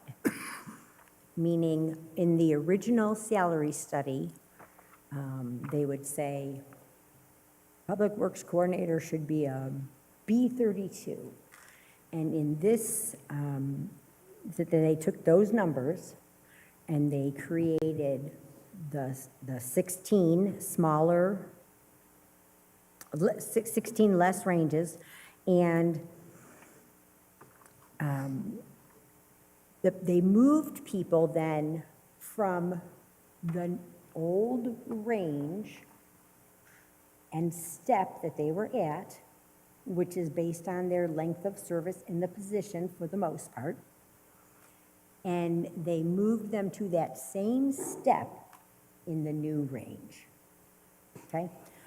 There's an exception to that is those 5 positions that I mentioned. Those 5 positions were actually moved up 2 grade levels. So maybe they were coming in, we had them slotted as a 7, but they're really a 9 when you look at the market numbers, the grade 9. So for those particular positions, if we moved those 5 positions, they moved up 2 grades, we moved their step down 2 steps. So then there's move for advancement, and you're still within the correct compa ratio, plus there's still significant increase. Okay. So the maintenance, another thing that the study covered a lot is the maintenance of our rates. We need to make sure that our rates are staying relevant in the marketplace. And so they need to be adjusted each year based on some formula. In the past, the past several years that I've been here at least, those adjustments to those ranges have been based on what the AFSCME contract negotiated rate increase was, which was never really the right way to do it because it needs to be based in the market. And those were just based on negotiations, not on the market. So the index that they're asking us to use, they're recommending for us to use, which I think is a good one, it's called World at Work Index. It is, the World at Work is a large compensation association, probably the best known, the most respected in HR circles, finance also. And they provide an annual index for forecasted increases for the following year. So their recommendation is to use this World at Work index to increase our ranges on an annual basis, which keeps you within the market. So they do, they do a lot of extensive surveying to get this, that compilations from other companies like Mercer, Gallagher, Conference Board, they're all companies that do annual compensation types of surveys. And then every 4 to 5 years, we need to go back and adjust for any market trends. So for example, like, a lot of times specialized positions will go up faster than a market, than the general market, like IT positions sometimes. Or if there's a shortage in a particular type of profession, like there's kind of a shortage of engineers right now. So the progression through our ranges on an annual basis will be about the same as how we're doing it right now, which would be that there would be an annual market adjustment based on this index, and we're not going to call it a COLA anymore, because it's really not a COLA. It's not a cost of living increase, which is a whole different set of statistical numbers. And every person would advance 1 step per year. So in our current system, we had people taking 1 step every year between step 0 and step 6. And then from step 6 and beyond up to 12, it was every other year, which in effect really created a situation where people who are the most experienced were getting 1.5%, or a little less even than 1.5% increases on an annual basis based on the step. And we will be, again, keeping the same philosophy. We will start people at step 0 to 3. It could be higher if we go through the Personnel Placement Committee, which is how we do it right now. So like if you have somebody who has lots and lots of experience, we really want to get this person, we can go to Personnel Placement, make that case, and see if we can get them in at the higher rate. And that allows for some flexibility in this for individual situations. So the cost of this plan, it was reported in the report as being about $540,000 annually, as it's proposed. I went back, I cleaned up the spreadsheet. There was people on it that are no longer here. We took them off. The spreadsheet was originally run in like March. So people who had some increases and stuff, we adjusted all of that and made the adjustments for those 5 positions that I described. And then from that, my calculation, I shared it with finance, looks like about $470,000 on an annual cost. Say that again. 470. So from 540, we're now looking at like 470. I further broke it out for general fund and enterprise funds. The general fund effect is $188,000. The average employee increase is looking at 6.6% of an increase based on the recommendations. And those increases are going to, they're different for different people because of where they were and where their new range is being slotted. And so increases are ranging from 0% to 18.3%. With one outlier, there's one outlier that that is recommended to get a 31.9% increase. And we can talk about that. That particular position is one of the 5. It's actually for the fire chief. Excuse me, Safety Service Director. Thank you, through you. I just wanted to point out that the recommended increases would carry us through the end of 2026. Yes. That was something that Gene and I spoke that we wanted to make sure we made clear. So just keep that in mind. There wouldn't be subsequent increases in 2026. This would carry us through the end of that year. That's correct. And the average comp ratio then that we're coming in at is going to be a 1.03, which is right where we want to be. It's perfect. On page 27, there's a list that talks about really all of the things that we would need to accept in this recommendation. It is,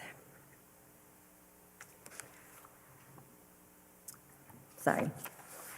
It's accepting the new salary, adjusted ranges, providing those increases as recommended, making sure that we're always paying at least the minimum and never more than the maximum, which has been the case, so we have been following that already.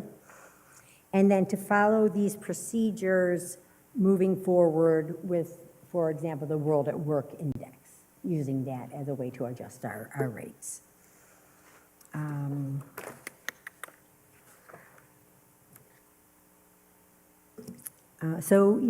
There was several recommendations on page 15 and 16, which are covered also in just what I described. That's, adopting the new plan, implementing the adjustments, maintaining that equity between positions and in the market, to the market, and then also adopting that market-based approach for our increases in the future.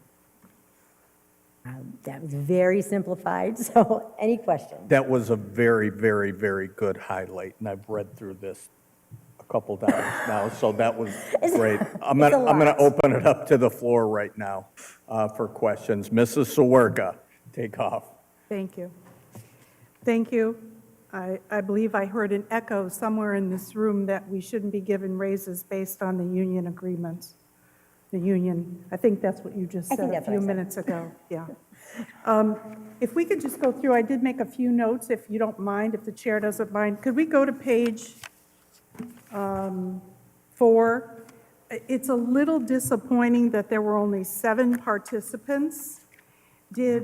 Did we offer to all of these entities a copy of what we were researching? They're all going to get a copy of the report, and I did tremendous hand-holding follow-up on all of these, for all the people who did not, or did participate and did not participate.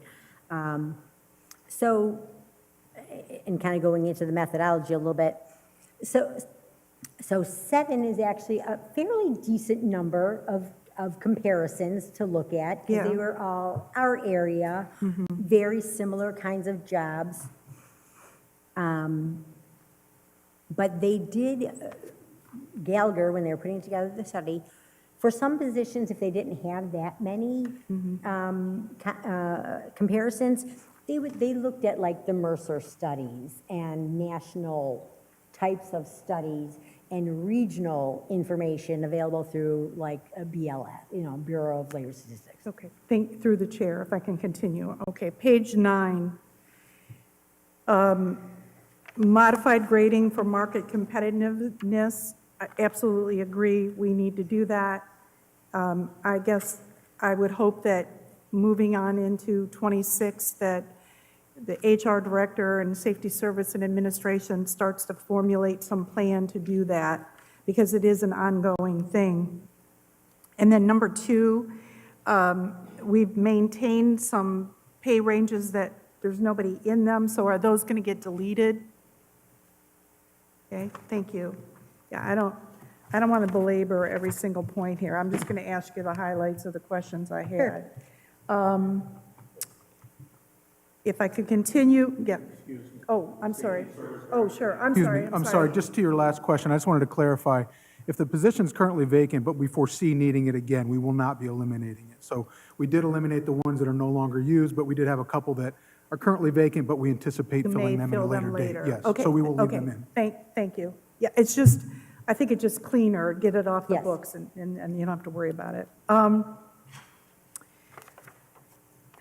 On the recommendations on page 15, so, bring the pay for all employees to at least the minimum of the proposed range. I'm 100% behind that. We were already there. 100% the 4 or 5 people that need, that, Wait, say that again? We were already there. Okay. Everyone was already at them. okay. Okay, so we're that there. You've got them at the minimum, okay. Yeah. And then, the second bullet there, placement scales are used to align.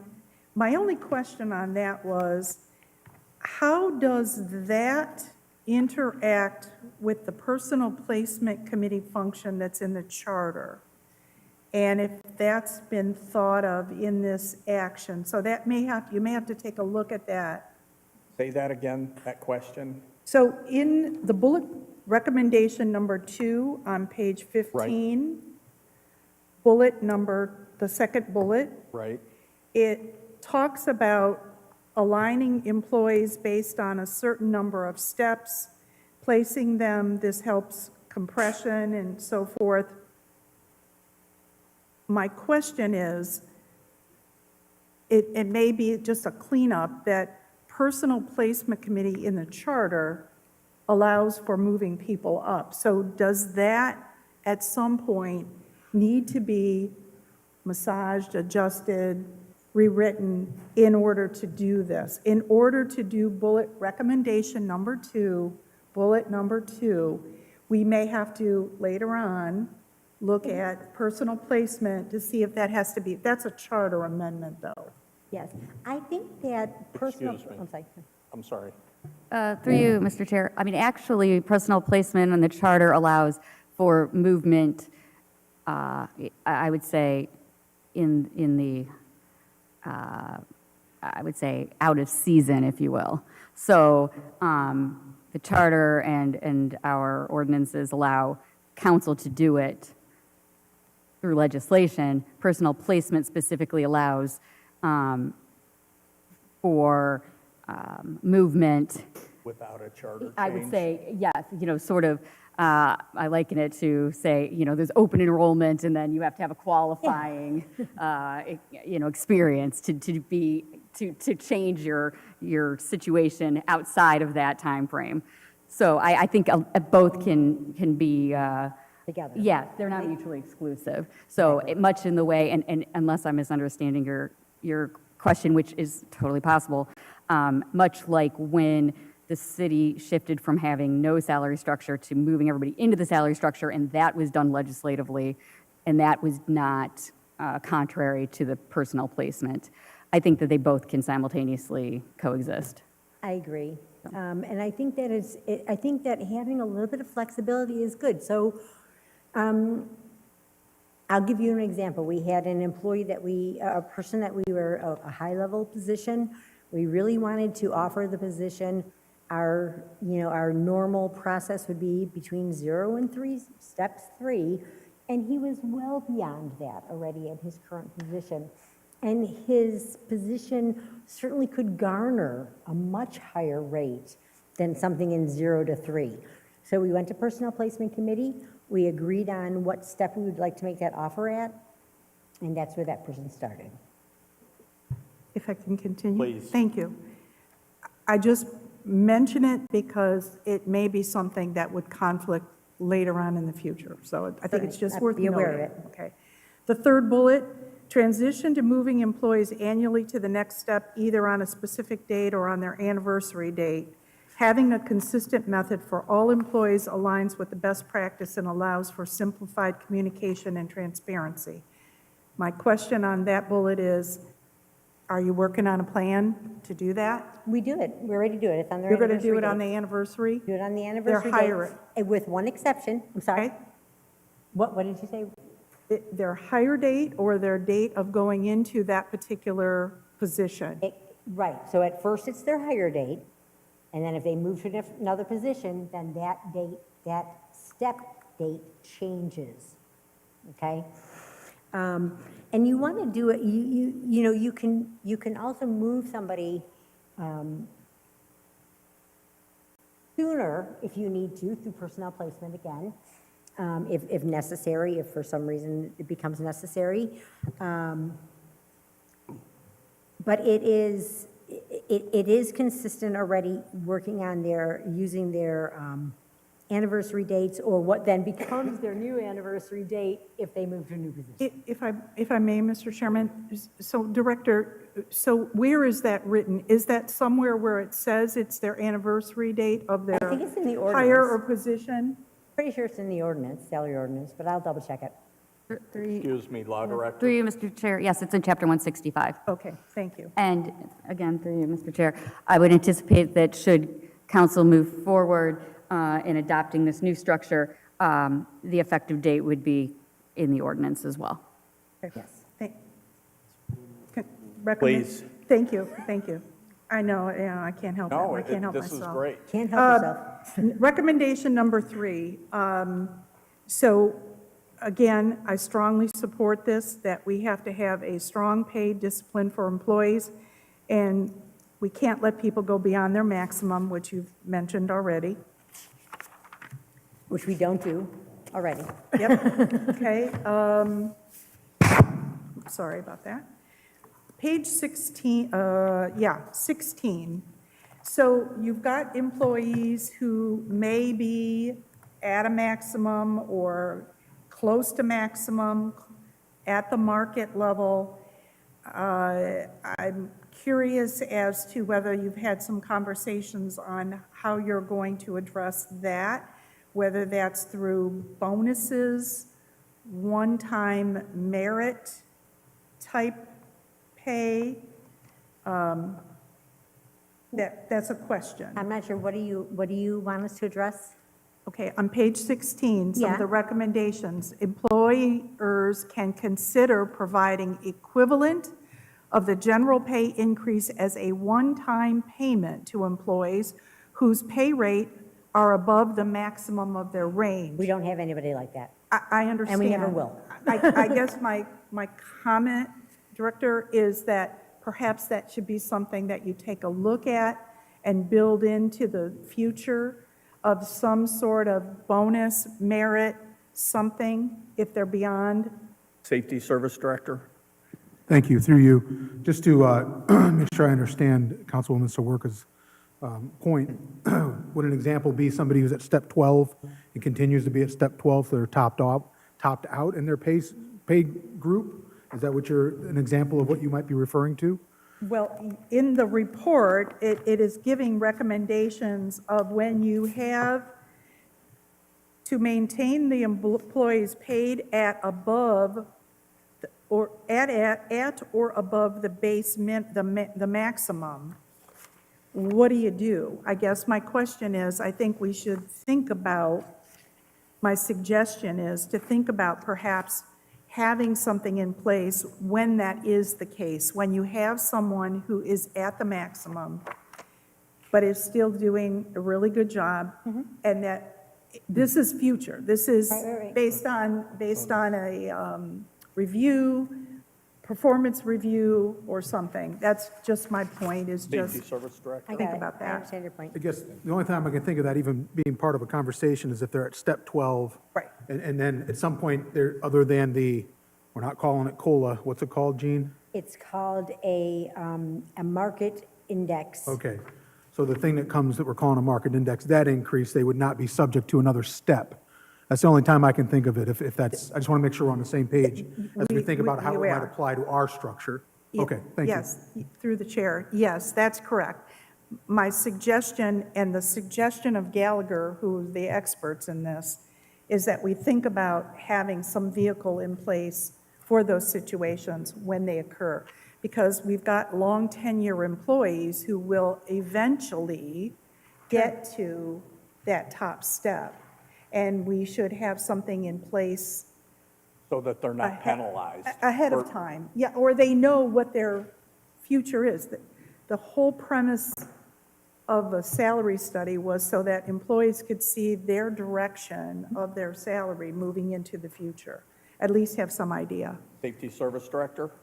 Thank you, through you. But I think that, part of the consideration is that if we have employees that are at that top level, but they're still paid with what the market is, consistent with what their experience is in the top level, they're still making the high end of the market. And obviously that requires us to reflect back and double check our rates and make sure we stay competitive. But I still think that that's an indicator that hopefully they're at the top end of the market. So that is quite a reward in and of itself. It's not everything, but I just point that out for consideration because they're probably the lead earners in their areas comparatively. In closing, Mr. Chairman, I would just add that I'm glad that we did this. It was well needed. 6 months ago when it was brought up. Again, recommendation number 4, again, reiterates that we should not be giving raises based on the union raises. Yep. That these people should have separate professional guidance of salaries and job duties and responsibilities. And so I'm all for implementing this and adjusting those half a dozen or so people that need to be adjusted. Thank you. Are there any additional questions from the committee? Mr. Stewart? Just for the record, I don't know if everybody knows who the person, because there was a lot of conversation about the Personnel Placement Committee. So for the record, if would like to express who that is? Sure. So that everyone knows? Yeah, it's actually was created by ordinance. The Personnel Placement Committee consists of the Safety Service Director, the Mayor, and the Finance Director. Say that again, I'm sorry. The Personnel Placement Committee consists of the Mayor, the Safety Service Director, and the Finance Director. Okay. Director Pileski. Thank you, Mr. Chair, through you. So I'm going to throw out my normal warning about things. There's the ideal world and the real world. The ideal world is everybody makes market salaries and moves up. The real world is that as of today, the general fund cash balance is down $1,980,000 from the beginning of the year. To put that in other words, expenditures have exceeded revenues by $1.98 million in the general fund. So we're spending ourselves, if we continue on this path, eventually the cash balance plus the revenues is not going to be enough to cover all of our expenditures. So at that point in time, there's going to have to be some tough decisions made. But I would just caution about increasing expenditures when we're already spending more than what we're bringing in.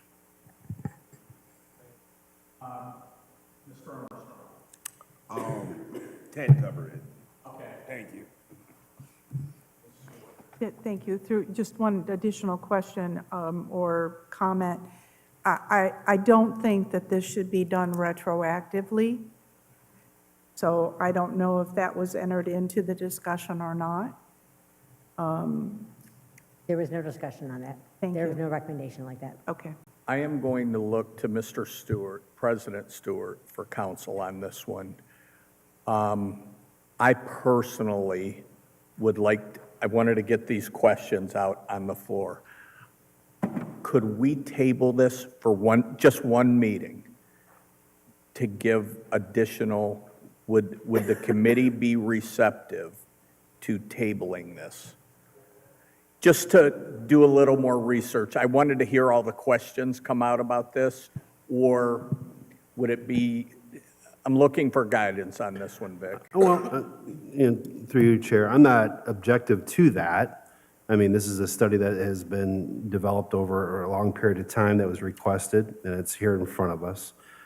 I'm always a firm believer of, you know, when you're going to be giving this is kind of what I had said, you should be careful what you asked for when this study was instrumented. So now here we are. And based on what the finance director has indicated, that we are struggling, and it will seem like potentially continue to struggle. I'm not objective to that. I think it'd be mindful. I think if there's questions that need to be directed to the finance director specifically and to the administration in regards to this and to Ms. Yousefi, I think we should take the time. I don't know if one more week is gonna, or another week or two is gonna take that into account. This is a big decision, but this is something that we talked about implementing, so. I agree. Roundabout way of It's a saying- very big decision. I'm sorry. Okay. Law Director, I'm sorry, Mrs. Mitchell. Thank you, Chair, through you. So if this is implemented, whenever, are we giving raises to get these people where they need to be? Yes. Yes. Through you. Yes. Through you, Mr. Chair. I remember- In some cases, Yeah. there's no. like- Is that There's some correct? people who are getting zero because it happens, the step actually happens to coincide with their new step. Through you, Chair, in light of what Mr. Pileski just said, I just don't think that's wise at this time. I mean, I know that they deserve I did not come from this world. I've never worked for a government entity. I worked in corporate America where you got raises based on your performance. And if you didn't do a good job, you didn't get a raise. If you did a good job and the company had the money, you got a raise. But not everybody got a raise because they got a raise. So this is not, I'm not familiar with this world. Mrs. Sawarka? Thank you, through you. I understand your point, but we also have arbitrarily given percentages based on what the union got. So this is time we're pulling this back to the facts that's defensible in court based on market data and statistics. What we are deciding, I think, Mr. Tolet, is whether or not we're going to do retroactive for the 5 or 6 people this really affects. I personally don't think we should. I think we should just pass it, get moving, make these half a dozen people or so whole. It's about what did you say it was? 4? Total cost? Yeah. $470,000 And Per that year. for annually. 2025 or all into For an next? entire year. So 425,000 for this year and into next year. Through the end of Correct. next year, correct? And I would just add that in addition to that, you, because I won't be here. Not this year. Will not be giving adjustments to 165 people based on the already agreed AFSCME agreement that goes into effect in '26. That would not be on the table. That is Should correct. not be on the table. That is Thank you. correct. Safety Service Director? Thank you. Through you. I just want to clarify, I think the annual cost would be 470, is that correct? 470, yeah. Okay, I just want to make sure.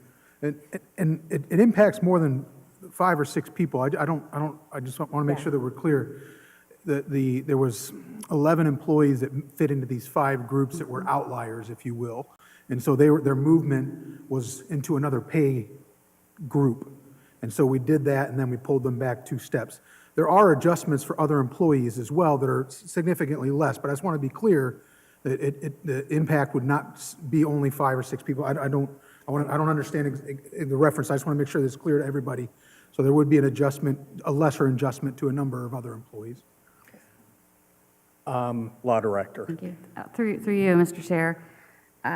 As a department head, as a former 165 employee, as somebody who's frankly hired employees and away from government entities and private sector and kind of ad hoc done my own bit of market study just to essentially, I'll say it, poach people. I guess, first of all, what was the general fund amount? And I'm not minimizing that enterprise funds are money too, but When I figured it out, it Yeah. was approximately 188,000. 188,000? Yeah.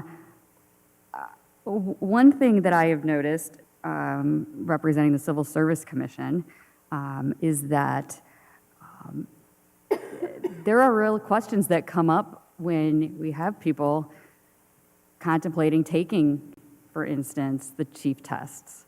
And I don't knock those individuals for it, but when they go from a union position to a non-union position and they look at their numbers and their figures and what the bottom line will mean for them and their family and their retirement, at some point, when the Chapter 165 employees and their salaries are bluntly getting eclipsed in some cases, I mean, how do you, and I realize money's not everything, and it's not, but how do people justify that? And I mean, that's a real issue right now, and not just the safety forces.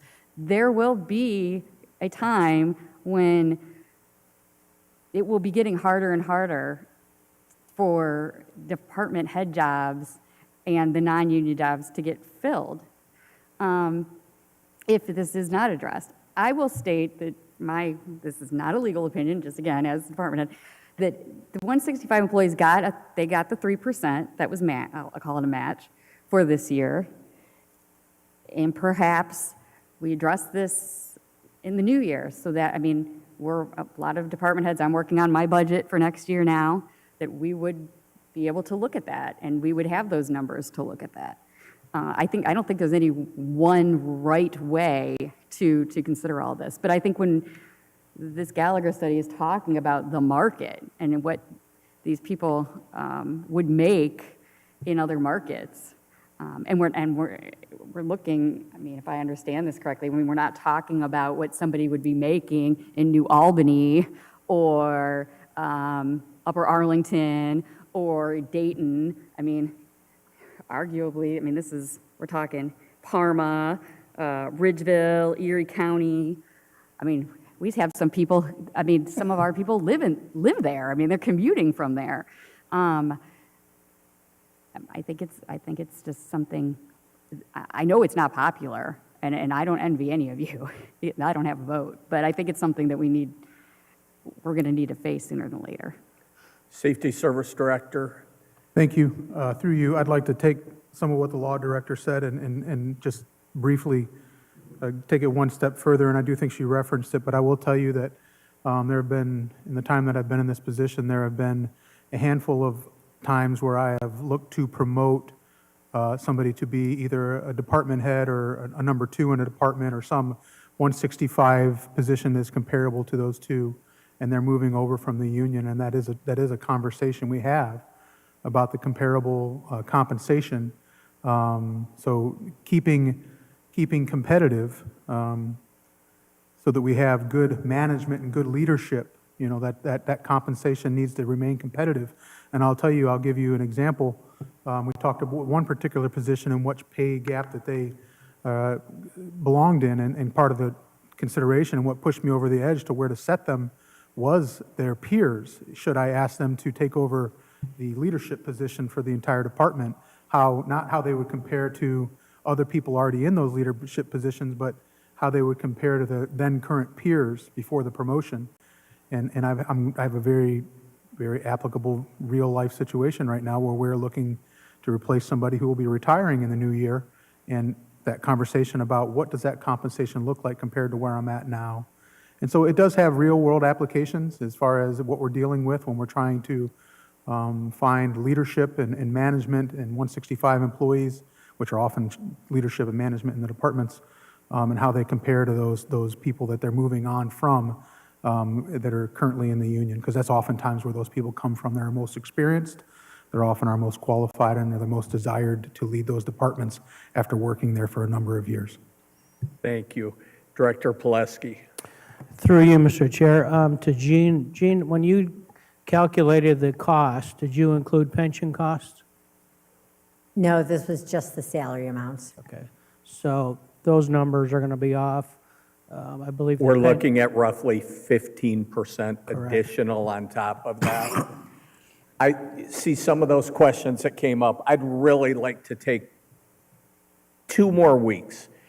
Talk about this with the administration. It's not that I disagree with anybody, but take a little bit. I'd like to get Ted's opinion on potential property tax impact in the coming year, potential on that, and how it could affect the budget. So if I'm asking for a blessing for 2 more weeks.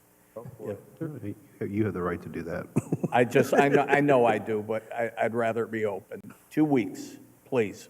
We waited, Through you, Please. if I may, if we're going to wait 2 weeks, then I think we should have real numbers in front of us. So if we're going to make decisions, then we should know what the pension costs are, what the total amount is in the general fund, in all the enterprise funds. But I think we also should keep in mind that this study is defensible in court, is based on years of experience by the most reputable firm in this industry in the United States. They're doing this in and day out, and they have come to us to say, you need to adjust some salaries. You've got people as low as 31% under the market. So we need to do that, and I will go with the majority of waiting 2 more weeks, but if we're going to do that, let's have the numbers so we can make an informed decision in front of us. Director Pileski. Through you, Mr. Chair. And again, I'm not opposed for people to make what they're worth, but I just have to throw out The where we're realities. at and in the direction I think we're heading. And you're right, there are going to be some changes of property tax exemptions. The homestead exemption is going to be doubled, so we're going to be losing some money as far as the property tax already, so, yeah. Okay, do we need to take a vote to table this? Okay, I will table it then for 2 weeks till the next meeting so that we can get, I would ask that if you could have hard numbers for the next finance meeting, we'll get it back on the. Okay, anything else from anyone? I would ask members of council who are here to reach out to Director Pileski or the Safety Service Director or Gene with any questions that you have. Thank you all. That was excellent.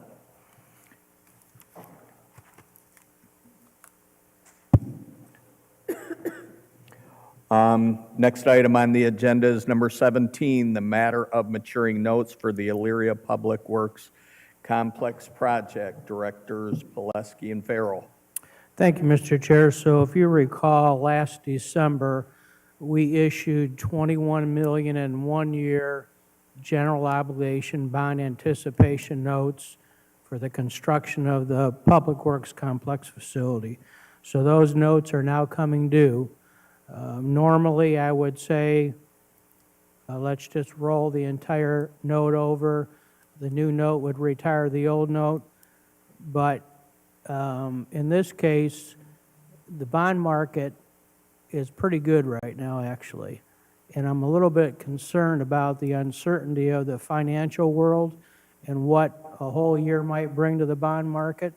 So what I'm proposing is that we issue, and I'm leaning toward $16 million in long-term general obligation bonds to pay off $16 million of the notes that are maturing and rolling $5 million of the notes over to short-term in case the bids come in lower than 21 million and we don't need all the initial note proceeds, or if we decide to scale back on the project like the evidence building that's part of the project. That way I can, if that happens, I can return the note proceeds and just pay them off with the money that we haven't used, if you can follow that. Absolutely. So Yeah, the bond market is pretty good right now. I've already got an official statement prepared for the last note sale that we did early in the year, so it's just a matter of updating that, and of course, going to Standard & Poor's for a rating. But I'm just concerned about what could happen in a year's time to the bond market. I agree. Mayor? I know this is going to be, through you, Mr. Chairman, there's going to be the next question about when. The second and final vapor test at the complex was done a week and a half or so ago. The results came back very similar to the previous one, so we're anticipating once we get the okay from the EPA, the plan is late next week, we should be able to go to bid on this. Awesome. Are there any questions for Director Pileski? If not, I'll read the committee report. We have considered the matter of the maturing of notes for the Elyria Public Works Complex project, an ordinance authorizing the finance director to mature the said notes for the said project. Max of $20 million in long-term bonds, max of $5 million in one-year general obligation bond anticipation notes. Do you need this as an emergency? No, it's, bond and note ordinances take 30 days to go into effect. Okay. All right. And so the reason why we're doing not to exceed figures, that gives me a little bit of room to Adjust. tinker with the 16 and the 5 that I'm thinking about. So again, 16 million in long-term debt to retire 16 million of the one-year notes, and then rolling 5 million of the notes over to retire the other 5 million, so. Understood. Could I get a motion, please? So moved. Second. Motion's been made and properly seconded. Question? Question's been called. All in favor, use the voting sign aye. Aye. Opposed? Motion carries. Through you, Mr. Chair, I know the law director is aware of this, but we'll need separate ordinances for the notes and the bonds. For the, okay. Yeah. And I believe that they're prepared by Squire Patton Boggs, so. Next item on the agenda is the matter of amendments to the 2025 Permanent Appropriations Ordinance. We have none tonight. Thank you very much. If there's nothing else to come before this committee, I would accept a motion to adjourn. So moved. Second. Motion's been made and properly seconded. Question. Question's been called. All in favor, use the voting sign aye. Aye. Opposed? Motion carries. Good night, everyone, and thank you.